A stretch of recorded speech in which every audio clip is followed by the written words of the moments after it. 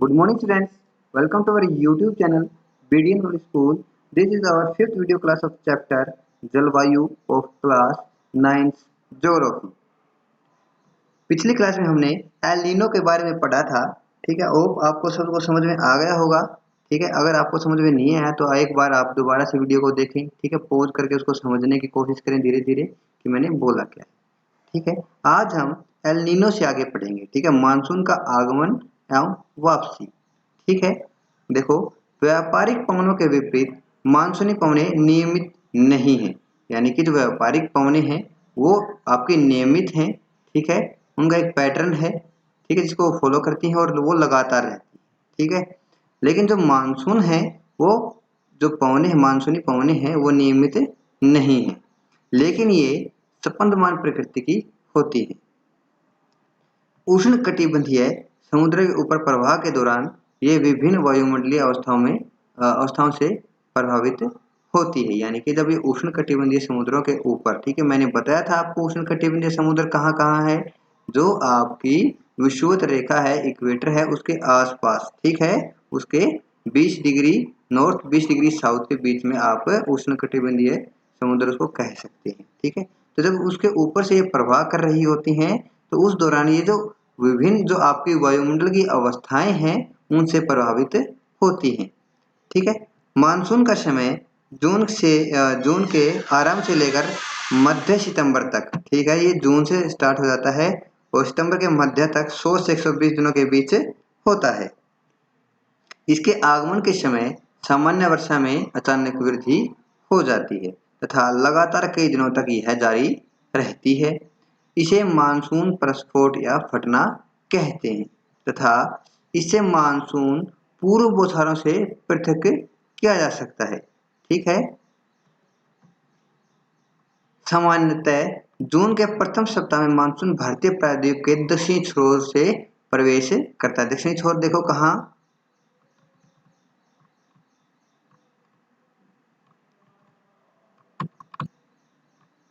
ये देखो, ये 1 जून, ठीक है, 1 जून को ये भारत के दक्षिणी छोर से भारत में प्रवेश कर जाता है। देखो ये जो पवने हैं इस साइड देखो, मैंने बताया था। ठीक है, आपकी विषुवत रेखा से इस तरह बहकर ये भारत में आती हैं। ठीक है, क्योंकि केवल बल के कारण ये किस तरह मुड़ जाती हैं, बाएं ओर मुड़ जाती हैं। ठीक है, आगे बात समझ में। तो आपकी 1 जून को ये भारतीय महाद्वीप के दक्षिणी छोर से इसके अंदर ये प्रवेश कर जाती है। ठीक है, समझ रहे हो। आगे देखो,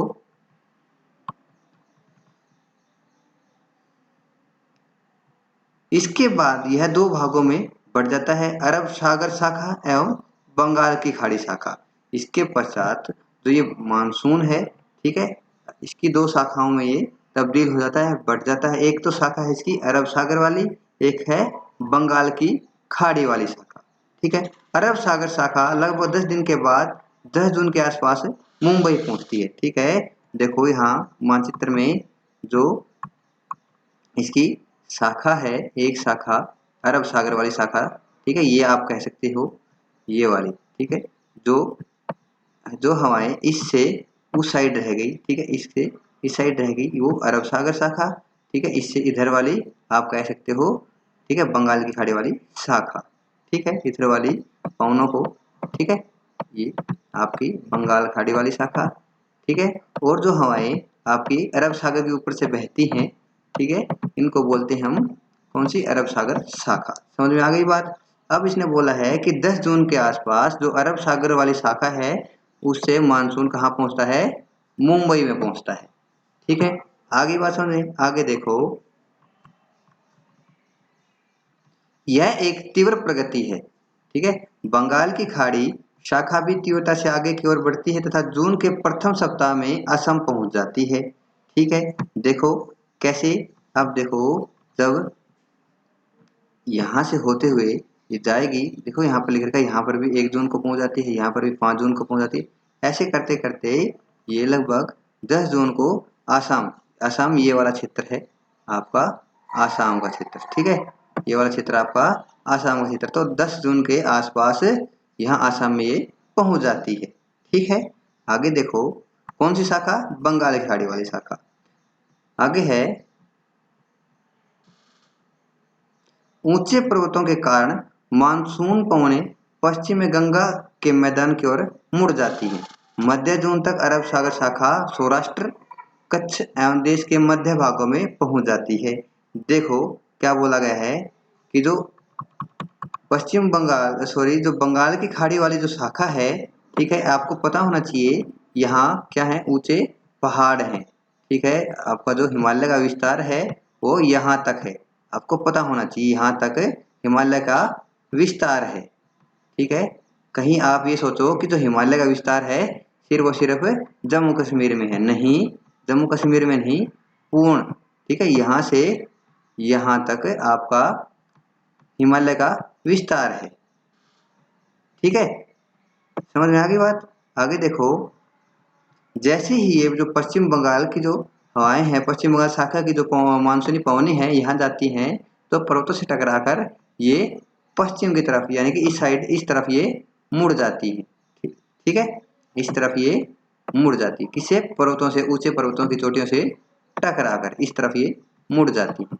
वहीं जो अरब सागर की शाखा के जो पवनें हैं, मानसूनी पवनें हैं, वो सौराष्ट्र यानी कि, और आपका क्या बोला था, सौराष्ट्र और कच्छ, ठीक है, सौराष्ट्र ये वाला हिस्सा, सौराष्ट्र ये वाला हिस्सा, ठीक है, और कच्छ ये वाला हिस्सा, इससे टकराकर, ठीक है, इससे टकराकर या फिर यहाँ आकर, ठीक है, जो मध्य भारत है वहां तक पहुंच जाती है, ठीक है, समझ रहे हो।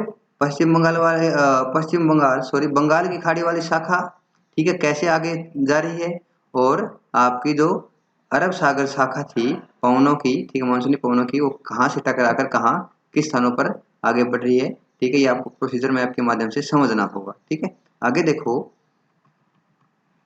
अरब सागर शाखा एवं बंगाल की खाड़ी शाखा दोनों गंगा के मैदान के उत्तर पश्चिम भाग में आपस में मिल जाती हैं, ठीक है। आपको पहले तो पता होना चाहिए गंगा के मैदान, ठीक है, कहाँ पर है। गंगा के मैदान, ठीक है, यहाँ पर बोला गया है, हरियाणा का हिस्सा, यूपी, ठीक है, और आपका बिहार, ठीक है, कोलकाता, पश्चिम बंगाल का कुछ हिस्सा, ठीक है, यहाँ इस पूरे क्षेत्र को क्या बोलते हैं? गंगा का मैदान बोलते हैं, ठीक है। तो यहाँ पर बोला है कि दोनों ही शाखा, ये यहाँ से और, ठीक है, ये यहाँ से, इसका जो उत्तर पश्चिम हिस्सा किसका? आपकी गंगा के मैदानों का, यहाँ पर आके ये मिल जाती है, ठीक है, समझ में आ गई बात। आगे देखो, दिल्ली में सामान्यतः मानसूनी वर्षा बंगाल की खाड़ी शाखा से जून के अंतिम सप्ताह में होती है, यानी कि जो दिल्ली में जो मानसून आती है, मानसूनी वर्षा आती है, वो बंगाल की खाड़ी वाली शाखा से आती है और जून के अंतिम सप्ताह में आती है। जुलाई के प्रथम सप्ताह तक मानसून पश्चिम उत्तर प्रदेश, पंजाब और हरियाणा, पूर्वी राजस्थान में पहुंच जाता है, ठीक है। मध्य जुलाई तक मानसून हिमाचल प्रदेश एवं देश के शेष हिस्सों में पहुंच जाता है, ठीक है, ये आपको ध्यान रखना है कि कब कहाँ किस क्षेत्र में मानसून पहुंच जाता है। मानसून की वापसी, ठीक है, अपेक्षाकृत एक क्रमिक प्रक्रिया है, ठीक है, जो भारत के उत्तर पश्चिमी राज्यों से सितंबर में प्रारंभ होती है, यानी कि अब जो वापस है, जो मानसूनी पवनें हैं वो वापस, ठीक है, जाएंगी, अब वापस जाएंगी, ठीक है, आई है तो अब वो जाएंगी, ठीक है। अब वो जाएंगी कहाँ से? उत्तर पश्चिमी राज्यों से, जैसे कि हिमाचल, ठीक है, आपका हिमाचल प्रदेश से होते हुए, ठीक है, कब जाना शुरू करती हैं? ये सितंबर में प्रारंभ कर देती हैं। मध्य अक्टूबर तक मानसून प्रायद्वीप के उत्तरी भाग से पूरी तरह पीछे हट जाता है, यानी कि अक्टूबर के मध्य में आते हुए थे, यानी कि जो महाद्वीप का या फिर प्रायद्वीप का जो उत्तरी हिस्सा है, यानी कि हरियाणा, राजस्थान, पंजाब, यूपी वाला हिस्सा है, ठीक है, उससे पूरी तरह से पीछे हट जाता है। प्रायद्वीप के दक्षिणी आधे भाग में वापसी की गति तीव्र होती है, यानी कि जो दक्षिणी भाग बच जाता है आपका महाद्वीप का, ठीक है, उसमें जो वापसी की गति है उत्तरी उत्तरी जो क्षेत्र थे उनसे ज्यादा होती है, ठीक है। दिसंबर के प्रारंभ तक देश के शेष भाग में मानसून की वापसी हो जाती है, यानी कि दिसंबर तक, ठीक है, भारत से पूरे भारत से जो मानसून है वो वापस से चली जाती है। आगे देखो, द्वीपों पर मानसून की सबसे पहली वर्षा होती है। सबसे पहली वर्षा कहाँ पर होती है? द्वीपों पर होती है। यह क्रमशः दक्षिण से उत्तर की ओर अप्रैल के अंतिम सप्ताह से लेकर मई के प्रथम सप्ताह तक होती है। ठीक है, यानी कि दक्षिण में जो द्वीप होते हैं उनमें सबसे पहले आती है, फिर उत्तर की तरफ बढ़ती जाती है। ठीक है, और जो द्वीपों पर जो ये बारिश है कब कर देती है? मई के सॉरी अप्रैल के अंतिम सप्ताह में ही कर देती है, या फिर मई के प्रथम सप्ताह में कर देती है। मानसून की वापसी भी क्रमशः दिसंबर के प्रथम सप्ताह से जनवरी के प्रथम सप्ताह तक उत्तर से दक्षिण की ओर होती है। इस समय देश का शेष भाग शीत ऋतु के प्रभाव में होता है। ठीक है, यानी कि जो उत्तरी भाग है देश का वो शीत ऋतु के प्रभाव में होता है जब मानसून वापस जा रही होती है। कहाँ से? दक्षिणी भारत से। ठीक है, आगे देखो, ऋतुएं। मानसूनी जलवायु की विशेषता एक विशिष्ट मौसमी प्रतिरूप होता है, यानी कि जो मानसूनी जलवायु होती है जहाँ पर उसकी विशेषता होती है, ठीक है, वो क्या है? मौसमी प्रतिरूप। ठीक है, एक ऋतु से दूसरी ऋतु में मौसम की अवस्थाओं में बहुत अधिक परिवर्तन होता है। ठीक है, जब एक ऋतु से दूसरी ऋतु में मौसम की तब्दीली होती है, अवस्था, ठीक है, जो बदलती है, तो उसमें परिवर्तन होता है, वो बहुत ज्यादा होता है। विशेषकर देश के आंतरिक भागों में ये परिवर्तन अधिक मात्रा में परिलक्षित होते हैं, यानी कि वहां पर ज्यादा दिखाई देते हैं। ठीक है, अंतर। तटीय क्षेत्रों के तापमान में बहुत अधिक भिन्नता नहीं होती, यानी कि जो तटीय क्षेत्र है, समुद्र के आसपास के इलाके हैं, वहां पर तापमान में ज्यादा अंतर नहीं होता। वहां तापमान लगभग साल में बराबर ही बना रहता है। ठीक है, आप अपने क्षेत्र में कितने प्रकार की ऋतुओं का अनुभव करते हैं? ठीक है, ये आपको बताना है कि कितने प्रकार की ऋतु आती हैं। ठीक है, जैसे कि सर्द, ठीक है, गर्म, और आपकी वसंत ऋतु आती है, पतझड़ ऋतु आती है, वर्षा ऋतु आती है। ठीक है, भारत में मुख्यतः 4 ऋतुओं को पहचाना जा सकता है: शीत ऋतु, ग्रीष्म ऋतु, कुछ क्षेत्रीय विविधताओं के साथ मानसून के आगमन तथा वापसी का काल भी। ठीक है, आगे देखो, अब ऋतुओं के बारे में आगे बताया गया है। ठीक है, शीत ऋतु के बारे में बताया गया है। उत्तरी भारत में शीत ऋतु मध्य नवंबर से आरंभ होकर फरवरी तक रहती है, आपको पता है। ठीक है, स्थानीय भाषा में इसको हम जाड़ा बोलते हैं। ठीक है, कब रहता है? नवंबर में, मध्य नवंबर में शुरू हो जाता है और फरवरी तक रहता है। भारत के उत्तरी भाग में, उत्तरी भाग कौन सा है भारत का? ये वाला। ठीक है, उत्तरी भाग, ये वाला उत्तरी भाग है भारत का। ठीक है, ये वाला उत्तरी भाग है। दोबारा से इसको बताते हैं, इरेज कर देते हैं इसको। ठीक, उत्तरी भाग आपको पता होना चाहिए, क्लियर।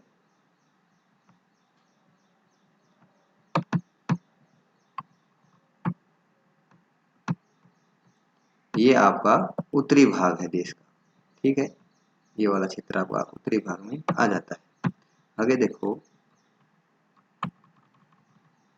दक्षिण एवं जनवरी सबसे ठंडे महीने होते हैं। सॉरी, दिसंबर और जो जनवरी है आपके सबसे ठंडे महीने होते हैं। तापमान दक्षिण के से उत्तर की ओर बढ़ने पर घटता जाता है। जैसे ही जब हम भारत के दक्षिण से ऊपर की तरफ जाएंगे, तापमान में गिरावट आती जाती है, यानी कि दक्षिण में तो उस समय क्या रहता है? इतनी ठंड नहीं रहती, लेकिन जैसे जैसे हम दक्षिण से ऊपर उत्तर की ओर जाएंगे तो तापमान में गिरावट आनी शुरू हो जाती है, यहाँ पर ठंड पड़ती है। ठीक है, आगे देखो, पूर्वी तट पर चेन्नई का औसत तापमान 24 डिग्री सेल्सियस से 25 डिग्री सेल्सियस के बीच होता है, जबकि उत्तरी मैदान में यह 10 डिग्री सेल्सियस से 15 डिग्री सेल्सियस के बीच होता है। यानी कि इस दौरान जो पूर्वी तट पर चेन्नई है, ठीक है, चेन्नई कहाँ है? तमिलनाडु का है, तमिलनाडु में है। ठीक है, देखो यहाँ पर चेन्नई, ठीक है, तो यहाँ पर चेन्नई का जो तापमान है वो कितना है? 24 से 25 डिग्री सेल्सियस औसत तापमान है। और जो यहाँ पर है उत्तर भारत में कैसा रहता है? 10 से 15 डिग्री सेल्सियस तापमान रहता है। दिन गर्म तथा रातें ठंडी होती हैं। उत्तर में तुषारपात सामान्य है तथा हिमालय की ऊपरी ढालों पर हिमपात होता है। ठीक है, यहाँ पर ये बातें बताई गई हैं, आप इसको ध्यान में रखना। इस ऋतु में देश में उत्तर पूर्वी व्यापारिक पवनें प्रभावित होती हैं। ये स्थल से समुद्र की ओर बहती हैं तथा इसलिए देश के अधिकतर भाग में शुष्क मौसम होता है। क्यों होता है शुष्क मौसम? बारिश क्यों नहीं होती है? क्योंकि स्थल पर पानी नहीं होता, और ये पानी नहीं होगा, ठीक है, तो हवा में वाष्प नहीं होगा, और वाष्प को ये पवनें अपने साथ अपने अंदर ग्रहण नहीं कर पाएंगे, अपने साथ नहीं लेके जा पाएंगी। ठीक है, और जब वाष्प को ही ये अपने साथ नहीं लेके जा पाएंगी तो क्या होगा? बारिश नहीं हो सकती, ठीक है। इसलिए जो मौसम है इसके दौरान वो शुष्क होता है, ठीक है। इन पवनों के कारण कुछ मात्रा में वर्षा तमिलनाडु तट पर होती है, क्योंकि वहाँ ये पवनें समुद्र से चलकर बहती हैं। देखो यहाँ पर बताया है उत्तर पूर्वी जो आपकी व्यापारिक पवनें हैं, ठीक है। एक बार इसको इरेज कर लेते हैं।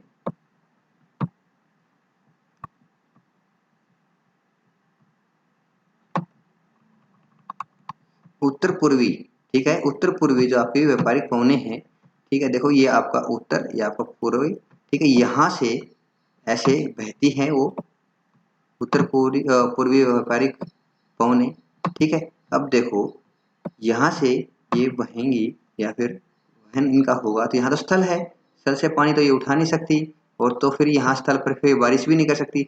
लेकिन अगर जैसे ही ये तमिलनाडु से होकर बहती हैं, यहाँ तमिलनाडु तट से होकर बहती हैं, ठीक है, बीच में ये देखो ये समुद्र के ऊपर से बहने लग जाती हैं, ठीक है। तो यहाँ से ये वाष्प को उठा लेती हैं, अपने अंदर ग्रहण कर लेती हैं, और जैसे ही तमिलनाडु पहुँचती हैं, यहाँ ये समुद्र तट पर बारिश कर देती है। इस समय देश के किसी हिस्से में बारिश नहीं होती, सिर्फ और सिर्फ तमिलनाडु तट पर होती है, ठीक है। समझ गए? आगे देखो, देश के उत्तरी भाग में एक कमजोर उच्च दाब का क्षेत्र बन जाता है, यानी जो उत्तरी हिस्सा है देश का, वहां पर कैसा क्षेत्र बन जाता है? उच्च दाब का क्षेत्र, जिसमें हल्की पवनें इस क्षेत्र से बाहर की ओर प्रभावित होती हैं। ऊंचावत से प्रभावित होकर ये पवनें पश्चिम तथा उत्तर पश्चिम में गंगा घाटी में बहती, ठीक है। गंगा घाटी में बता चुका हूँ आपको कहाँ से कहाँ तक विस्तृत है। सामान्यतः इस मौसम में आसमान साफ, तापमान तथा आर्द्रता कम एवं पवनें स्थिर तथा परिवर्तित होती है, ठीक है। शीत ऋतु में उत्तरी मैदानों में पश्चिमी एवं उत्तर पश्चिम से चक्रवाती विक्षोभों का अंतर्वाह विशेष लक्षण है, ठीक है। यानी जो पश्चिम और उत्तर पश्चिम है, ठीक है, डायरेक्शंस का आपको पता होना चाहिए, ठीक है। वहां से जो चक्रवात विक्षोभ आते हैं, ठीक है, तो वो एक विशेष लक्षण है शीत ऋतु में।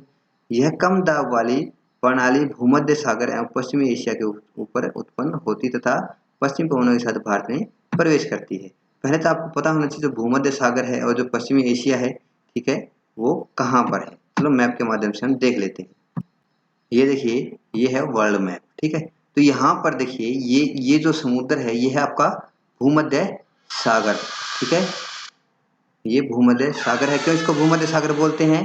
क्योंकि ये चारों तरफ से भूमि से घिरा हुआ है, ठीक है, चारों तरफ से भूमि से घिरा हुआ है, बीच में ये समुद्र है। और पश्चिम एशिया के देश कौन से हैं आपके? ईरान, अफगानिस्तान, तुर्कमेनिस्तान, ठीक है। यहाँ ये वाला जो क्षेत्र है, ठीक है, ये क्या कहलाता है आपका? पश्चिमी एशिया कहलाता है, ठीक है, पश्चिमी एशिया कहलाता है, ठीक है। ये वाला क्षेत्र आपका पश्चिमी एशिया के अंतर्गत आता है, ठीक है। और ये मैंने आपको बता दिया भूमध्य सागर, ठीक है। ये आपका वर्ल्ड मैप है, आपको पता होना चाहिए। चलो अब लेसन में देखते हैं कि इसके बारे में क्या बताया गया है। देखो यहाँ पर बताया गया है कि ये जो कम दाब वाली प्रणाली, कौन सी कम दाब वाली प्रणाली? जो पश्चिम एवं उत्तर पश्चिम के जो चक्रवाती विक्षोभ हैं, यानी कि जो चक्रवाती विक्षोभ हैं, ये कहाँ पर उत्पन्न होते हैं? कहाँ पर? कम दाब वाली प्रणाली, ठीक है। कहाँ? भूमध्य सागर के ऊपर और पश्चिम एशिया के ऊपर ये क्या होते हैं? उत्पन्न होते हैं, ठीक है। आगे देखो तथा पश्चिमी पवनों के साथ भारत में प्रवेश कर जाते हैं। जब पश्चिमी पवनें बहती हैं हमारे देश में, उनके साथ ये, ठीक है, यानी कि ये जो चक्रवात हैं आपके यहाँ, ठीक है, यहाँ उत्पन्न होते हैं दोनों जगह पर। और जब पश्चिमी पवनें, यानी कि तो ये देखो ये ईस्ट है, ये वेस्ट है, यानी कि पश्चिम, जब पश्चिमी पवनें भारत में प्रभावित होती हैं, ठीक है, तो उनके साथ ये दोनों ही साथ चले आते हैं, ठीक है। ये बताया गया है यहाँ पर। आगे देखो, इसके कारण शीतकाल में मैदानों में वर्षा होती है, ठीक है। आपसे पूछ सकते हैं शीतकाल में मैदानों में वर्षा किस कारण होती है, ठीक है। तथा यानी पश्चिमी विक्षोभों के कारण, चक्रवाती पश्चिमी विक्षोभों के कारण तथा पर्वतों पर हिमपात था, जिसकी उस समय बहुत अधिक आवश्यकता होती है। यद्यपि शीतकाल में वर्षा, जिसे स्थानीय तौर पर हम महावट कहा जाता है, की कुल मात्रा कम होती है, लेकिन ये रबी फसलों के लिए बहुत ही महत्वपूर्ण होती है। रबी फसलें कौन सी? जो सर्दी के मौसम में उगाई जाती हैं, ठीक है, जो जिनका हम जो बुआई है नवंबर के लास्ट में और दिसंबर की शुरुआत में करते हैं। ठीक है। प्रायद्वीपीय भागों में शीत ऋतु स्पष्ट नहीं होती है। प्रायद्वीपीय भाग कौन सा, यानी कि जो साउथ का है, यानी कि दक्षिण भारत है आपका, उसको प्रायद्वीपीय भारत बोला गया है। ठीक है, ये वाला हिस्सा प्रायद्वीपीय भारत कहलाता है। ये वाला हिस्सा, नीचे वाला हिस्सा प्रायद्वीपीय भारत कहलाता है। ठीक है, आगे बात समझ रहे। तो यहाँ पर जो शीतकाल है, ठीक है, उसका जो समय है या फिर उसकी जो मात्रा है वो बहुत ही कम होती, स्पष्ट नहीं होती।